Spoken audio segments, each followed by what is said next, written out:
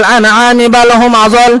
এই তিন শ্রেণীর মানুষ যাদেরকে আমি এই তিনটি জিনিস দিয়েছি, বিবেক বুদ্ধি দিয়েছি, চক্ষু দিয়েছি, কান দিয়েছি, আর এই তিনটা জিনিস দিয়ে যারা ভালো কাজ করবে না, আল্লাহ বলছেন উলাইকা কাল আনআম, এরা হলো চতুষ্পর প্রাণীর মতো, গরু ছাগলের মতো, চতুষ্পর জন্তুর মতো। এবং তারপরে আবার আল্লাহ বলছেন বাল হুম আযাল, চতুষ্পর জন্তু, চতুষ্পর প্রাণীর থেকেও হলো এরা নিকৃষ্ট। কি বলছেন আল্লাহ? যে এই তিন শ্রেণীর মানুষ এরা হলো চতুষ্পর জন্তু প্রাণীর থেকেও নিকৃষ্ট। কেন বললেন? অথচ আল্লাহ পাক রব্বুল আলামিন সূরা ৩-এর ৪ নম্বর আয়াতের মধ্যে আল্লাহ বলছেন লাকাদ খালাকনাল ইনসানা ফি আহসানি তাকওয়িম, আমি মানব জাতি আদম সন্তানকে সুন্দর আকৃতিতে, সুন্দর করে আমি তাকে বানিয়েছি, তাকে আমি সৃষ্টি করেছি। তাহলে এর মধ্যে ভেজাল রয়েছে। ভেজালটা কি? যে আল্লাহ এক জায়গাতে বলছেন যে আমি আদম সন্তানকে, আমার বান্দাকে আমি সুন্দর আকৃতিতে, সুন্দর করে আমি তাকে সৃষ্টি করেছি, আমি তাকে বানিয়েছি।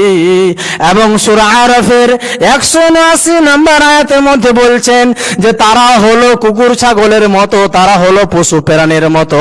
তার মানে আল্লাহ পাক রব্বুল আলামিন আপনাকে দুনিয়াতে পাঠিয়েছেন, পাঠার পরে আপনাকে এই যে বিবেক দিয়েছে, বুদ্ধি দিয়েছে, চক্ষু দিয়েছে, কান দিয়েছে, এটা আপনাকে পার্থক্য করার জন্য দিয়েছে।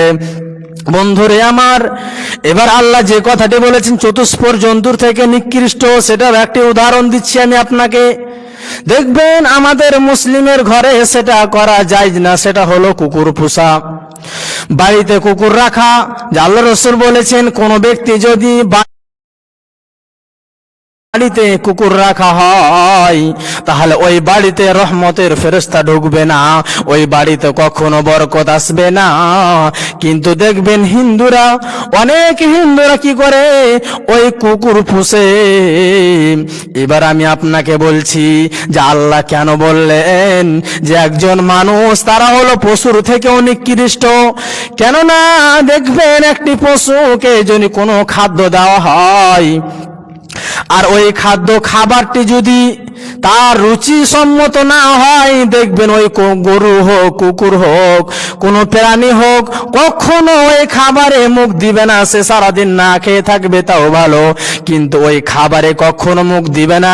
কিন্তু মানব জাতি এত নিকৃষ্ট জাত, যেটা আল্লাহ রাসূল এবং আল্লাহ নিষেধ করেছেন, আল্লাহ হারাম করেছেন, ওই জিনিসটা জানার পরে, বোঝার পরে তারা ওই জিনিস থেকে বাঁচতে পারে না।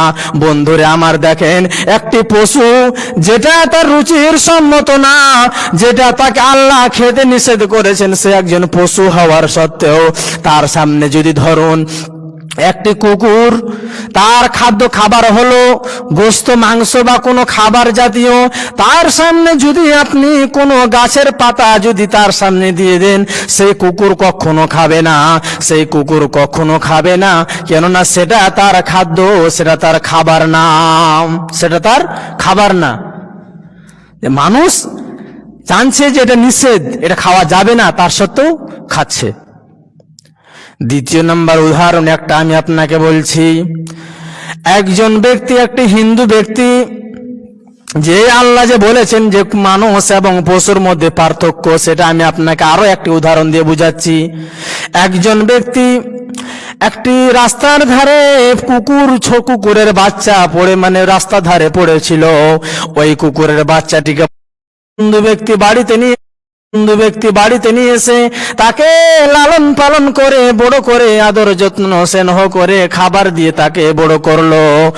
এবং বড় করার পরে দেখবেন ওই কুকুরের প্রতি মালিকের এত স্নেহ বেড়ে যাবে, এত তার প্রতি ভক্তি বেড়ে যাবে যে দেখবেন ওই কুকুর যদি বাড়ির সামনে বসে থাকে এবং ওই বাড়িতে যদি কোনো অপরিচিত লোক, কোনো চোর ডাকাত বা কোনো অপরিচিত লোক যদি ওই বাড়িতে প্রবেশ করার চেষ্টা করে, ওই বাড়িতে ঢোকার চেষ্টা করে, বা ওই মালিকের যে তাকে লালন পালন করেছে, বড় করেছে, ওই ব্যক্তির যদি কোনো ক্ষতি করার চেষ্টা করে, দেখবেন ওই কুকুরটি কি করবে, তাকে আক্রমণ করার চেষ্টা করবে, তাকে মারার চেষ্টা করবে।